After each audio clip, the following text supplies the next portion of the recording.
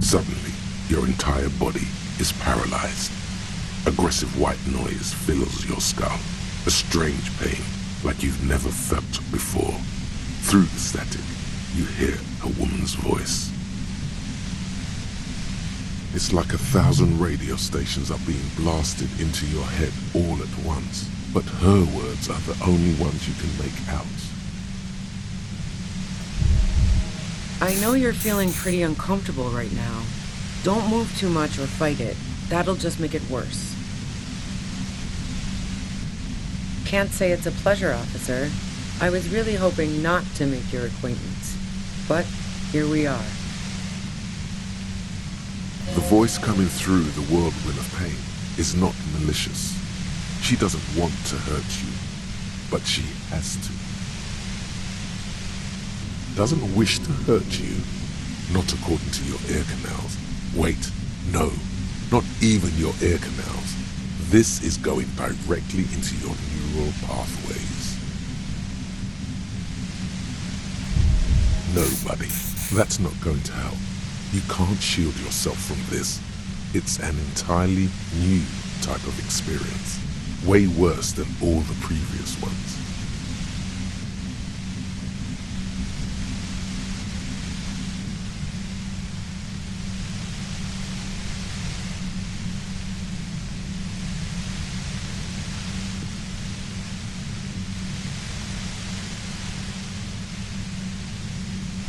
I'm using a pale latitude compressor. You and your partner have been caught in its field. The explosion of static you're hearing is the ULAN frequency. Blasted from that pale emitter that Angus mentioned.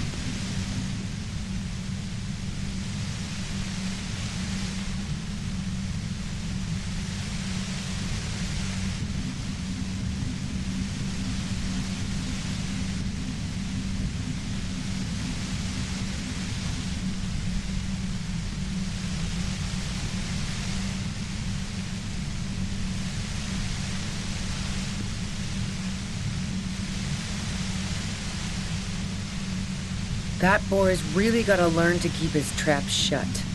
And it's not a bloody pale emitter. It doesn't emit pale.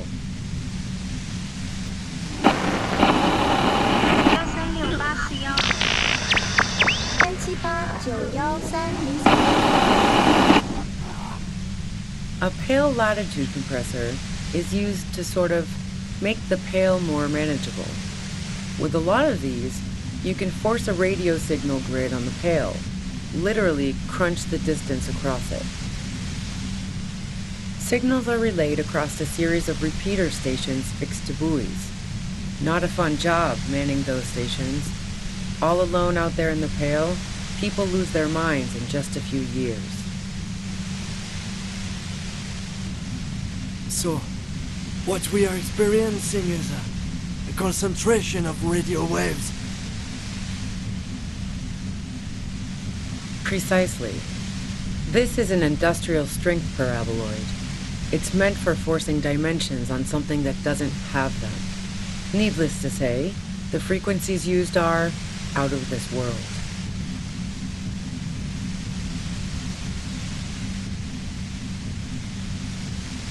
At the upper limit is the large prime number generator station.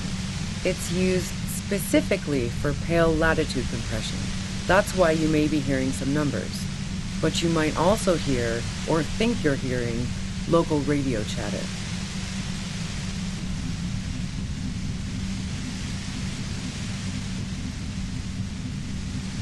She's been holed up in here for a while with no one to talk to. Keep her talking, and you just might get an opportunity to break loose. I built it myself. And she's proud of it too, as she ought to be. This is way beyond your abilities. That's illegal. I'm guessing it's patented. But we are beyond that, aren't we? Oh yeah, way beyond.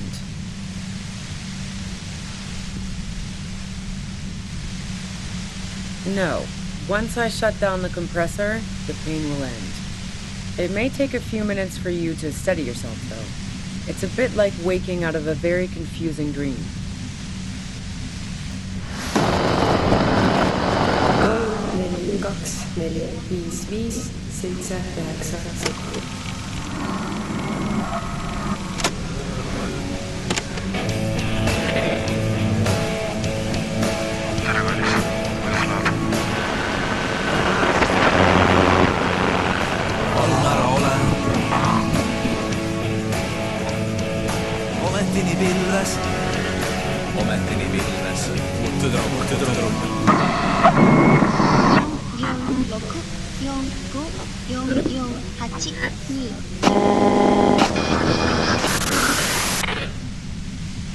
Yeah, I stuck my head in there before using it on you. It seemed like the ethical thing to do. Can't say that I enjoyed it. The field was weaker, but I can imagine what you're going through. Yeah, let's not talk about that shit. You were hunting me and fell into my trap instead. That's all there is to say about it. So she thinks of you as hunters, not the cops, and of herself merely as prey. If you've got something really important to say, you can do it through the white noise.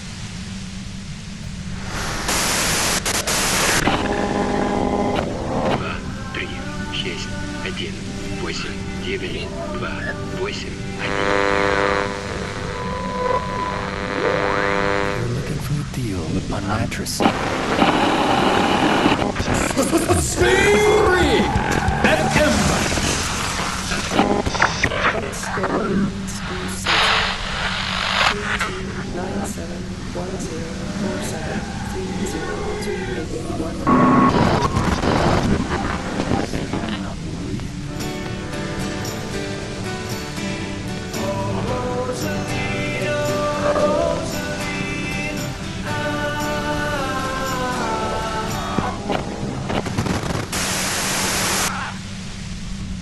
Damn this! God damn it.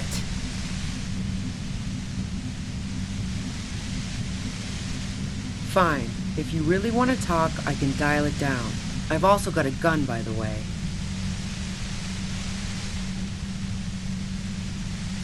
The gun she's carrying is a two-barreled front loader, not like the murder weapon. Just keep her talking, and you'll get through this. There's only 3 meters between you and the machine. If you keep her distracted for long enough, maybe. Be careful when you make your move. That'll be it for questions. Bide your time. I heard you in the passages, and I've been preparing for quite a while. So you found my shack, huh? I'm not surprised. Her tone is bitter. She thinks she's been betrayed.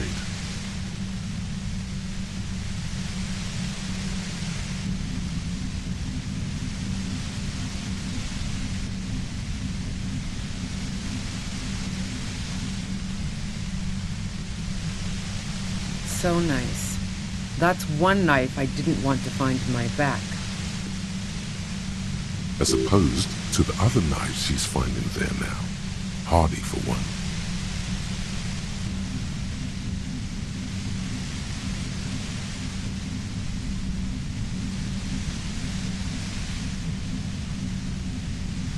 Not anymore, no. This could have turned out pretty bad for me if you hadn't walked right into 25 bands of ultra-high frequencies. That's her admitting the bullet was an emergency exit. It was dark in the shack. The waves outside had calmed down. She looked at the loaded gun. Then she cracked the barrel open and took the bullet out. Not today. No, I didn't do it. I only helped stage the lynching, though I doubt that makes much of a difference to you. Who ratted me out, by the way? Was it Titus? No, he wouldn't have broken first.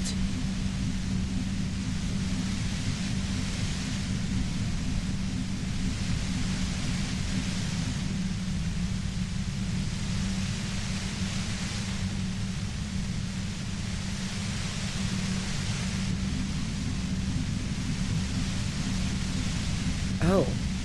I knew the kitten had claws, but not like this. But she couldn't have known I was on the coast. How did you find me?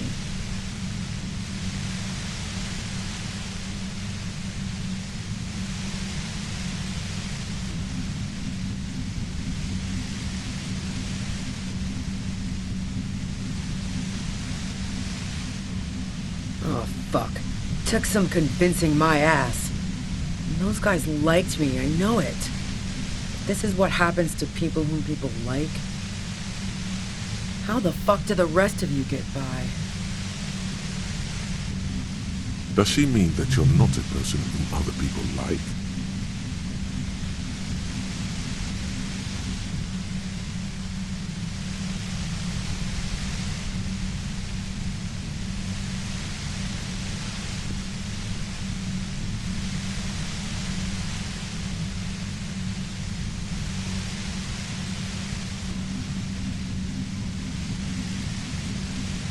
Like what? I already told you I didn't do it.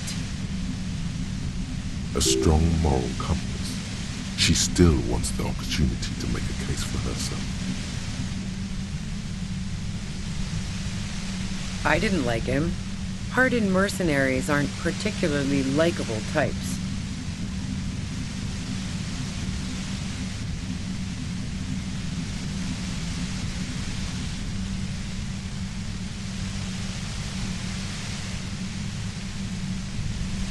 You think I was envious of his conquests? Look, pussy's not a problem for me, and definitely not a reason to off someone. See her confident gaze, her toned arms. Yeah, she wouldn't have had much trouble in the intimacy department.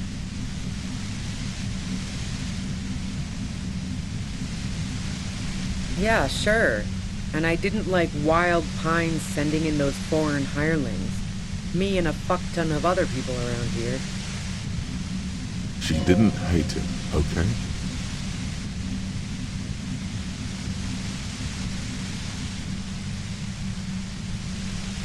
I'm listening.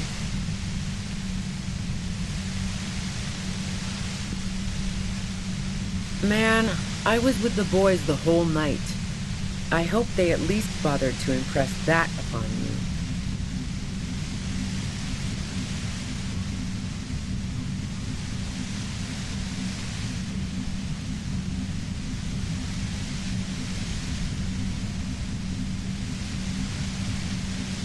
Yeah, and I'm sure they also made some funny remarks about it. They always do. I've driven a lot of long haul and chugged a lot of beer, man. Can't do either without some power of mind over bladder. And anyway, that wouldn't have been enough time.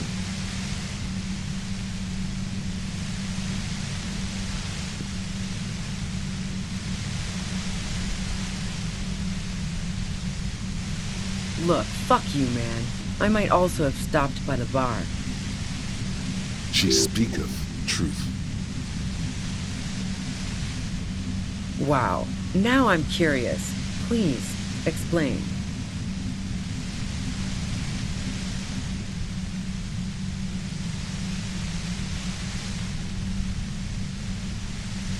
Don't know it, but also...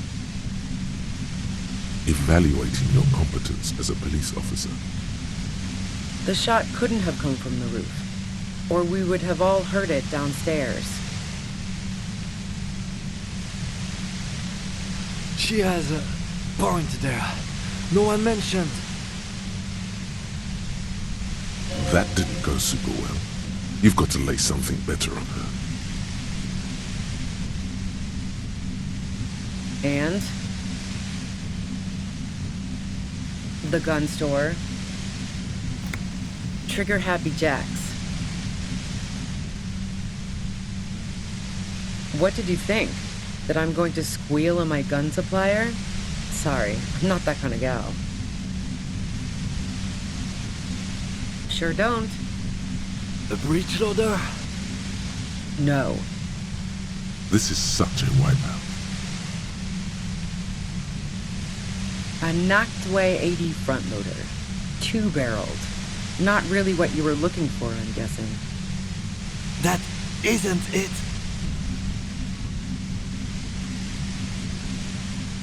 No, they're not practical. Break too often. Yeah, evidence. I considered her a good friend, yeah.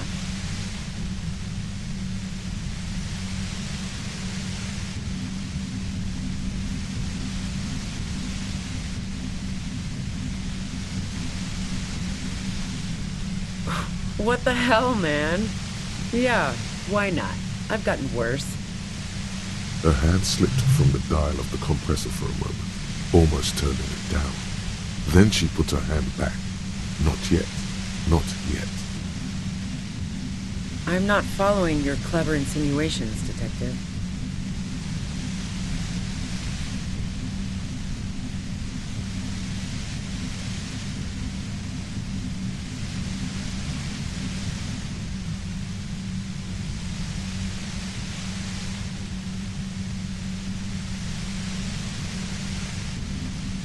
If I want to stare at a pretty girl, I can pick one up at a bar. Or, worst case scenario, look at a naughty photo. Who has time to go skulking about the Warling, drilling holes in walls?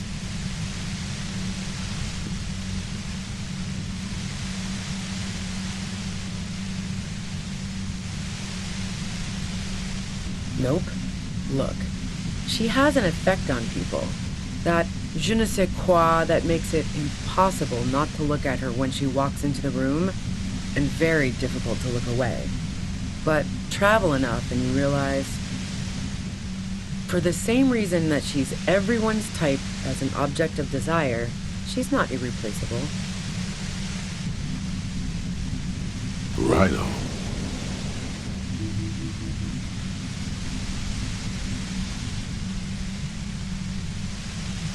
Oh, so that's where you were going with this. That's a very sentimental way of putting it. We both had pasts we didn't want to catch up with us, and we enjoyed listening to music together. Why not go on a road trip? The lieutenant watches her expectantly, occasionally shaking from the pain. Okay, fine. I was into her. Clausy was into me too for a time, I know it. We even fooled around once. And yeah, after that I thought maybe we could make a go of it. Clausy only said they maybe kissed. Someone is lying here.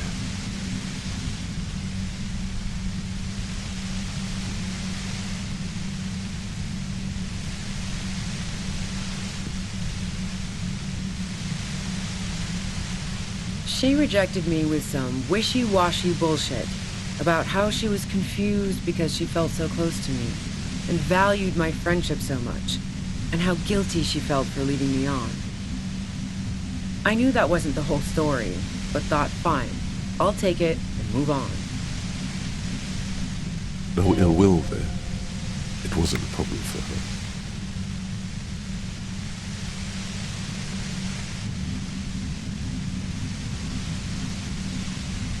Yeah, one time when we'd both been drinking, I said some heated things about how dangerous her patterns with men were. I was a little worried she'd blow it out of proportion in her head. All the drugs she was doing can make you feel like you're living in a DeLorean tragedy.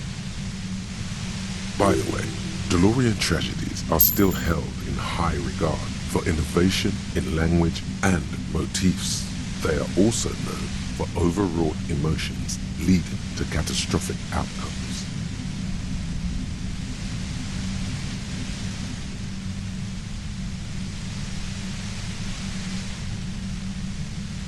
Yeah, the girl seemed terrified. The merc was beyond caring what happened to his mortal coil. It was a no-brainer. Go ahead. It's your body. And mine too, he thinks. But keep on. This must be done.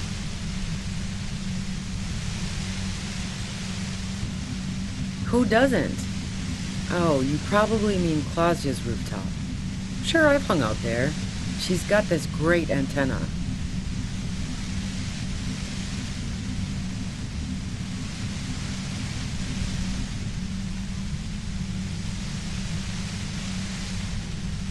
The view's pretty bomb, too. But you might say the antenna was the main attraction there, yeah. Along with Claudia. It's very powerful. I used it to tune into RCM frequencies. That's how I knew to be prepared for your arrival.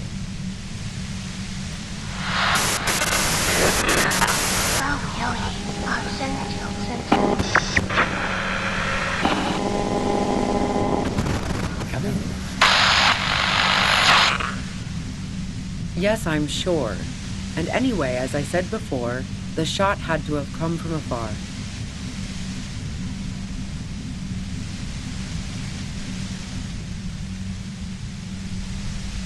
No. Gifts of flowers and candy aren't really my style. So now I'm leaving revolutionary symbols around? Come on. I never did understand why, when someone dies, a hothouse's worth of flowers has to die too.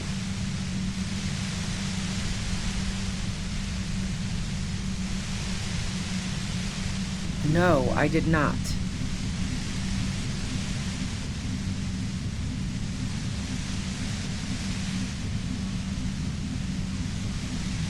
So, Heart of Gold Tommy fucked me over too. Never trust a musician. That really comes as a blow to her.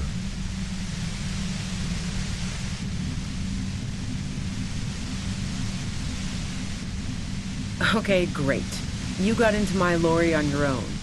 What now? You're going to arrest me for drug trafficking?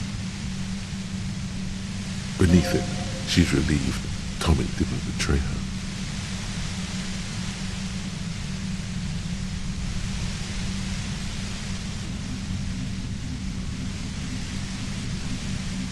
Man, it's to get away from all that murderous shit that I left Jamrock, my previous employer, for the union.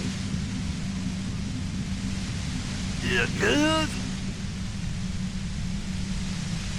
She deliberately avoided naming the mob she worked for. You might be able to find this out later. I got lucky being a dispatcher. Never had to do any of the really dirty work myself. This gun has only been used for self-defense against serious scum.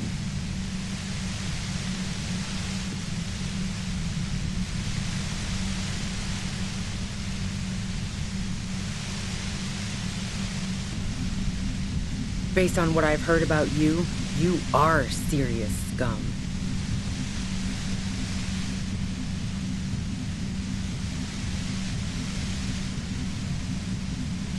Yeah? Where? More questions before doing anything.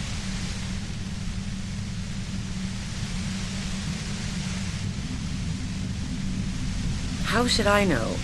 As I keep saying, he already had a bullet in his head when I got to him, and there hasn't been any useful gossip over the radio.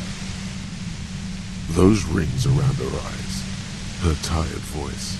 She's been staying up late, listening in on the conversations crisscrossing Martinez. Police radio?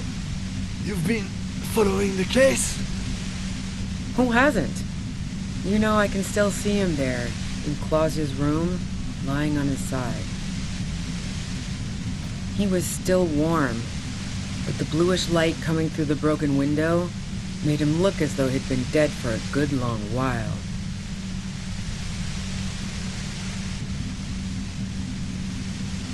She eyes you warily, as though gauging your sincerity. It's okay. We just want to... All right, don't kill yourself over it. I was shooting the shit with Hardy and the boys over a few beers, like always. Then Claudia comes in, all pale and shuddering. She sits down with a drink, trying to steady her nerves. So I grab a seat next to her.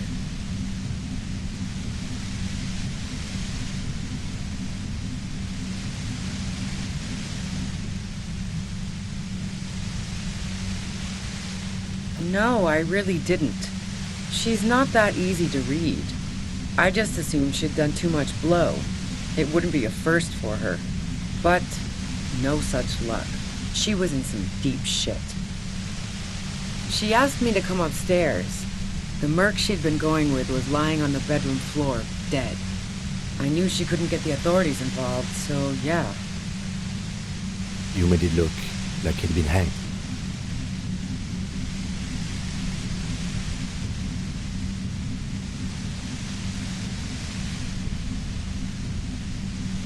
What? No. Faking a lynching was her idea. Yeah, in cold blood. It really surprised me how quickly she was able to get a hold of herself once we got up there. It was like she was another person. The party girl was gone. She asked me to help her drag him into the shower so she could wind the shower head around his neck to fake lividity. Then she dressed him while I went to get the Hardy Boys.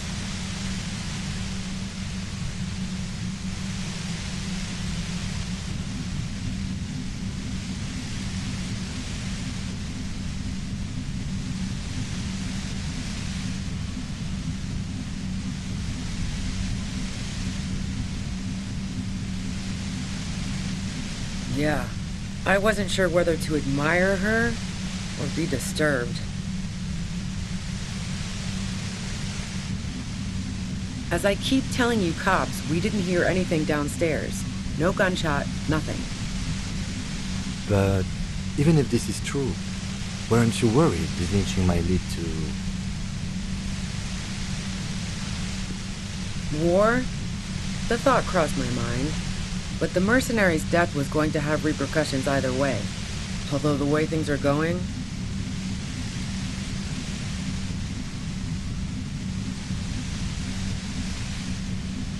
She doesn't want to talk about this, but not because she has something to hide. She doesn't want the guilt. Fuck it. I'm not responsible for these people after what they did to me.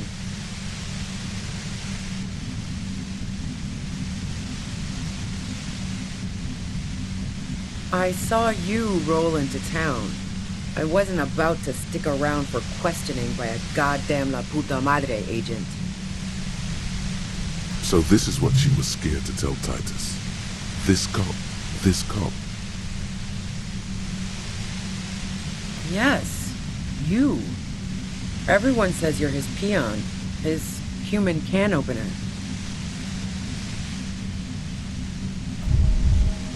Through the sudden sharp pain in your head, you hear the lieutenant mumble something to himself. Fucking hell. And why me? You hear through the white noise.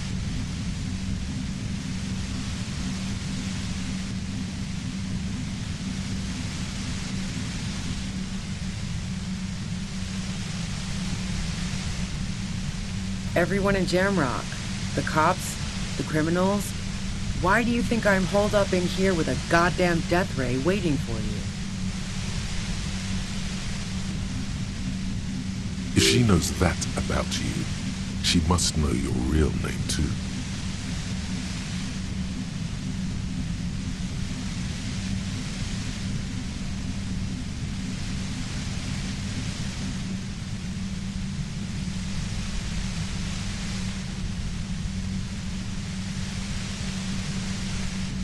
Harry Dubois. One corrupt motherfucker with the disco pants and a funny tie. Agent to la puta madre. Did someone mention a fucked up tie? I call bullshit! You're too crazy to be corrupt! All of this just means that you're effective. Criminals know you and are scared of you.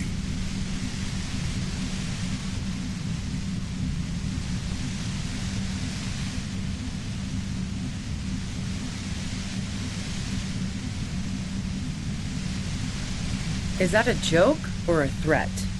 I'm guessing both.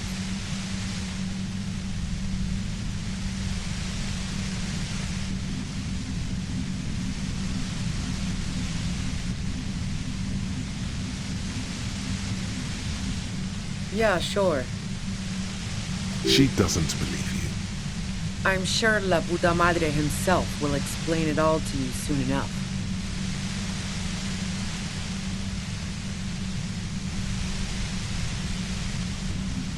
You've been to my lorry. You think the biggest player in Jamrock appreciates competition? And now I have Harry Can Opener in my lair. Fucking Titus. She's not going to change her mind that easily. She still perceives you as a threat. Wait, one thing, possibly small, but she said you rolled into town. Was that you singular or plural? She might know something.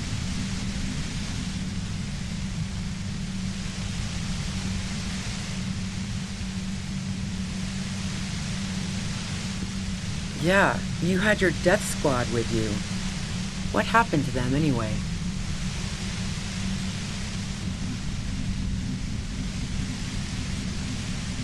Well, it wasn't this scrawny dude. You had 2 guys and a lady. The guys looked pretty buff. Lady wasn't bad either. One of the guys seemed chipper, a blonde. The other had a brooding something or other about him. And the woman was the only one in uniform. All were carrying. That sound about right? No idea who these people are, literally. Satellite Officer Vic Mayer looks out of the window grimly, then puts his coffee down and turns to Patrol Officer Minot. We can either take a room here in the Whirling or go home for today. Let's go home, Jean. Nothing's going to happen today, she responds quietly. Jean takes his blonde wig off. Call Heidelstein. He can give us a ride.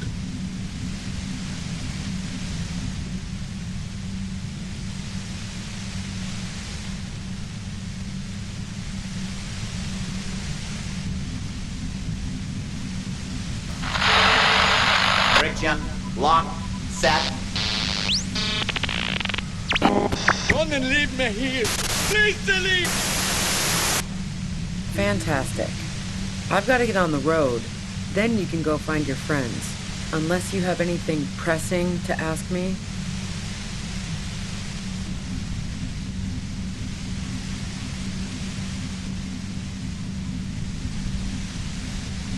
What bunker?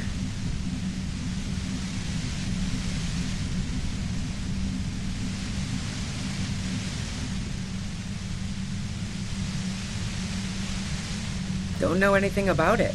No one's been around since I set up camp. But I'm sure I'm not the first vagabond to...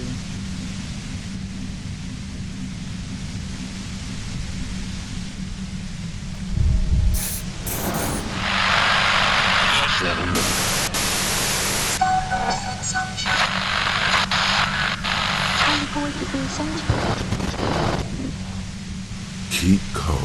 Breathe in. After the pain recedes, it's a little clearer.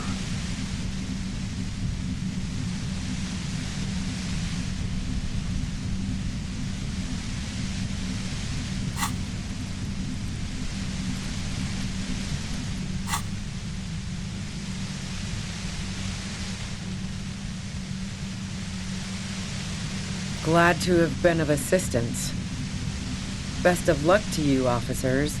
Revishal's a bitch. The woman runs past you and disappears into the darkness of the tunnel.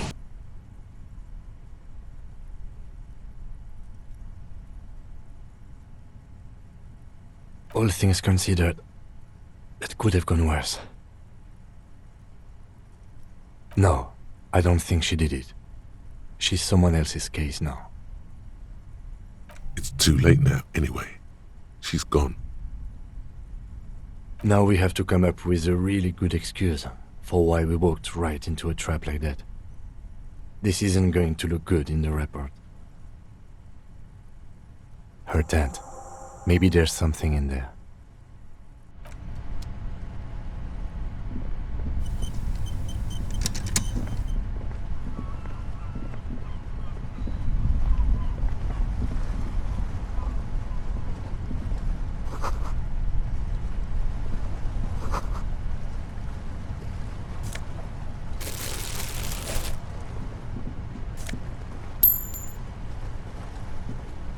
plain red tent stands by dispassionately. It was pitched by practiced hands. She's used to camping out. The tent looks old but well maintained. In the darkness of the tent, a rolled-up sleeping bag, cooking utensils, some books, and a kerosene lamp. It reeks of cigarettes. Assorted soft covers, mostly pulp horror. A motor carriage lies buried in the snow on one cover. On another, a ghost airship. You also see a collection of radio enthusiast magazines. See anything? Rager Monthly, Journal of Material Science. More Technological Digest. One of the magazines doesn't have images on the cover. It's not a magazine, it's a leather notebook. You pocket the worn brown leather journal. A trusted friend left behind. We should read this immediately, like right now.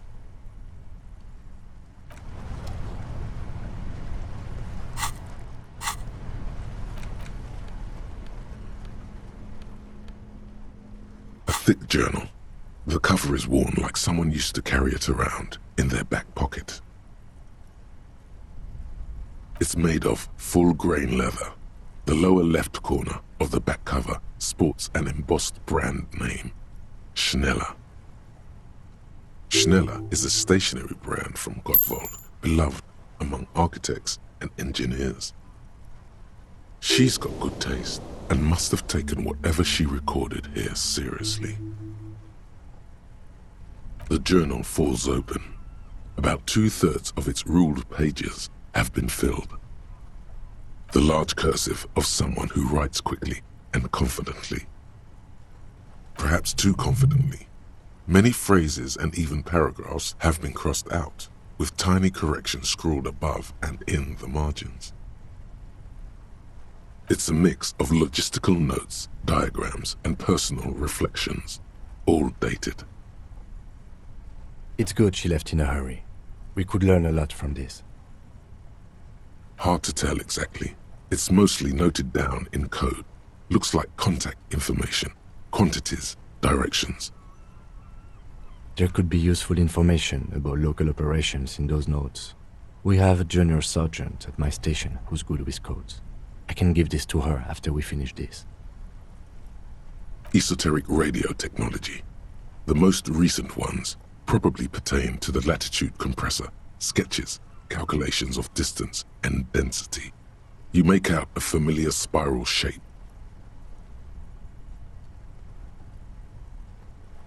Short, wry observations of people and places, probably a way to pass the time on the road. Also, what appears to be attempts to sort through some difficult decisions. There are a few passages with many questions in them. The way some of those question marks trail off into ellipses, she was going through a tough time. Staff issues, always tough on the leadership. You smell traces of betrayal. The first entry is from August 2nd of last year. It reads simply, I know my position is precarious.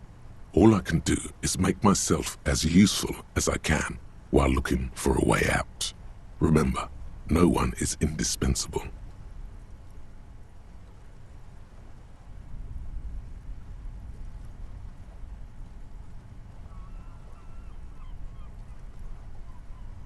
Nothing on March 4th. March 5th, though, well, that's bound to come back and bite me in the ass. I'm bad at this. Loyal to a fault. But that's another matter entirely. She is referring to betraying her previous employer. Does this suggest she did it in self-defense?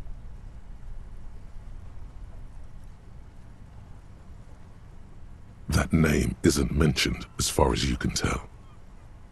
Small wonder. Would you talk about La Puta Madre in your journal? You do see an M though. La Puta Madre. M is mentioned on March 9th and March 15th. Great. M's peon is coming to town, no doubt to investigate the lynching. But also, I feel it in my gut, to finally put a bullet in my head while I'm napping in my lorry or on a smoke break. Well, I won't stick around just to twist my own neck by constantly looking over my shoulder.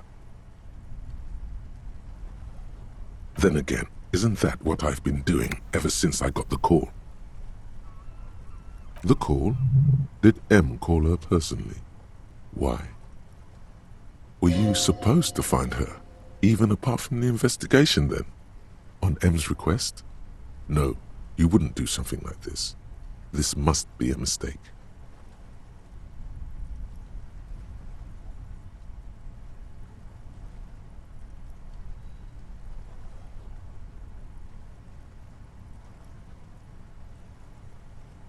Whatever you may look like, you don't feel like a hired assassin. Been holed up here for 3 days now. I'm used to being alone and all, but I don't know when I'll be able to leave, or if I'll be ratted out. They will rat me out, of course. I've made it a point to believe in the best in people, the boys, for example. But experience tells me. Did M feel truly betrayed by me? I was feeling threatened. He'd have to know if he threatened people, they'd take measures to protect themselves. Even I know that. Economic measures first of all. Gotta make a living, right? I can still hear his voice in the receiver. Taste the plastic. The entry ends abruptly.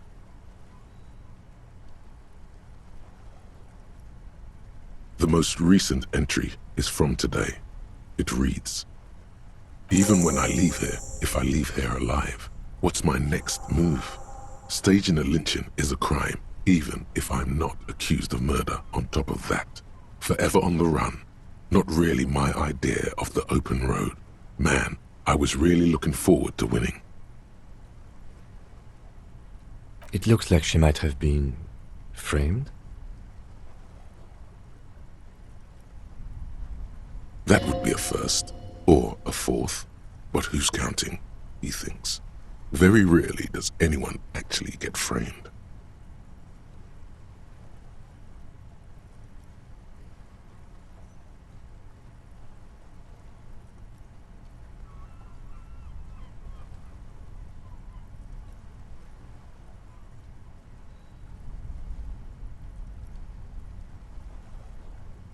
I wouldn't go so far as to say that.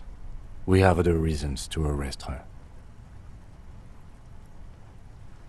Besides, I'm not sure her life as a fugitive is going to be much better than Weda's, especially if she has problems with the Madre.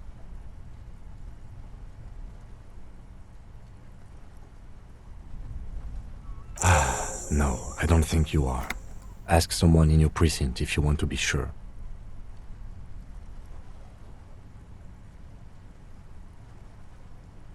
He truly does not believe you are. Perhaps he shouldn't be so trusting.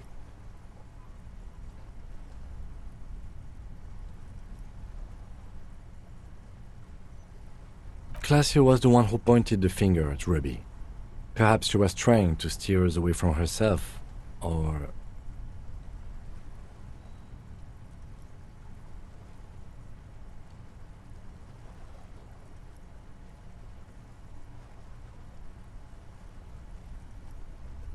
maybe she had an accomplice. Either way, we need to keep an eye on her. One thing is for certain. We have business back in the whirling and rags. Questions to ask. We should get to it.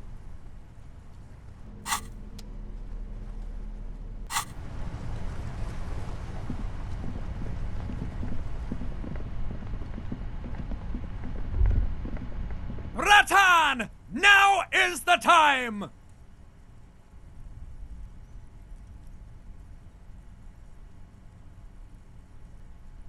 Oh, you will see.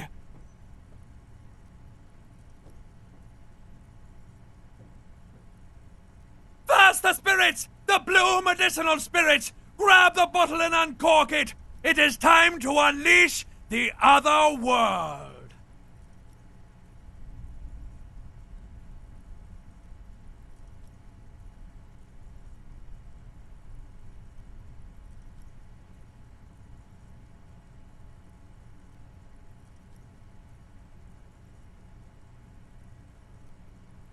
Hush, hush, Bratan. Now is not the time to celebrate. Now is the time to get ready! Trust me on this! This is what it's all been building towards! It's gonna be off the hook! Off all hooks! The bottle opens with a silent, mysterious hiss. The fumes rising from its mouth are as crisp as the northern winds. Howling somewhere, lashing the boardwalk with brine and rain, an ancient warmth crawls under your skin.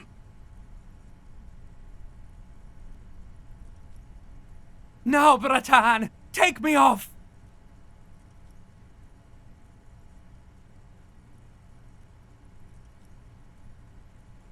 Bratan! Have I ever lied to you? Just take me off!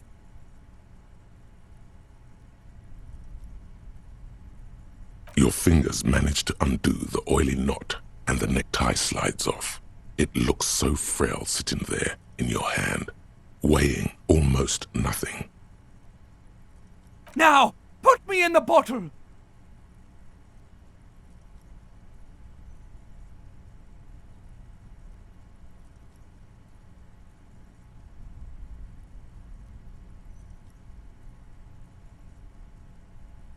Trust me! Just trust me! You and I are gonna have so much fun it should be illegal!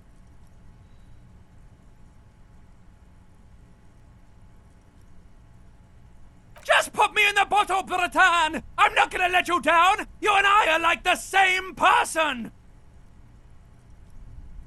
As the necktie slides into the purifying liquid, large stains of grease rise off from it and float to the surface. There, they quickly dissolve and disappear completely. Cleansed by the blue spirit fire of 98.7% pure alcohol, the fabric looks almost new again. No longer like a disgusting worm of the lower intestine, but like a colorful and deadly poisonous reef snake of the Insulindian Ocean. The necktie floats in the bluish liquid with almost unearthly grace.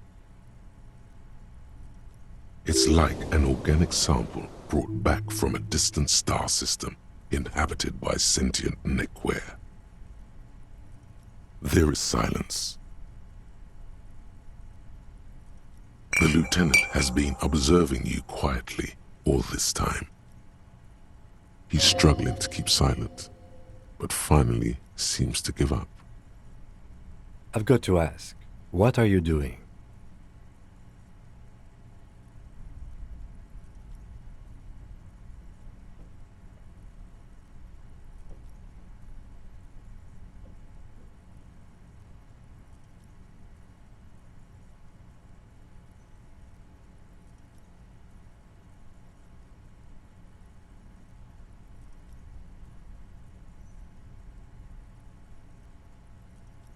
Of course it has.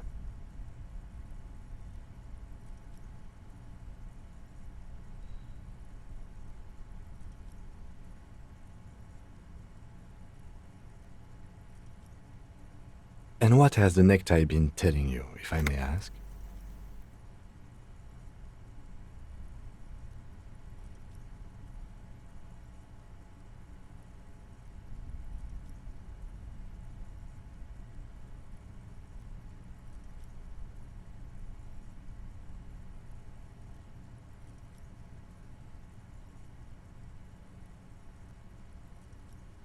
Okay, so why did you put it in the bottle?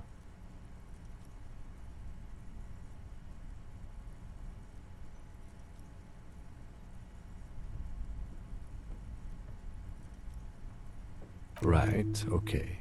Anyway, I'm glad you told me your necktie has been speaking to you. That must not have been easy. We're all under stress. This is turning into a great big mess. I'm not judging. Just keep it together. Let's go.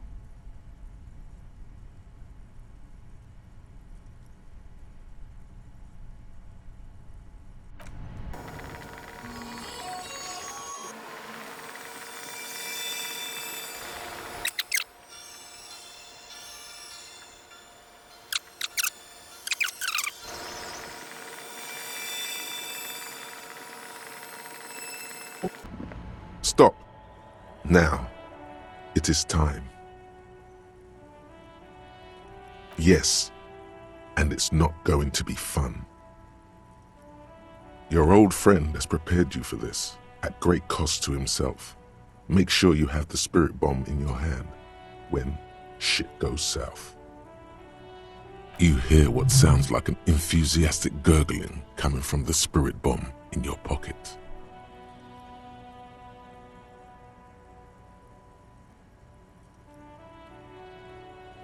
It would be better if you didn't have to.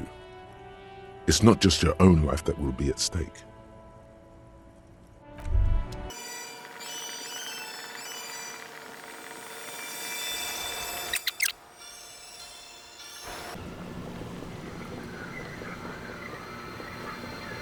I see you haven't left our little Martinez yet.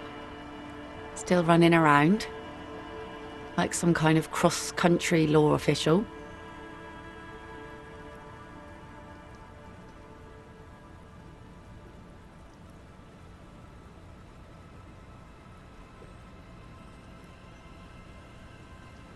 Aye, but don't let it grow too much.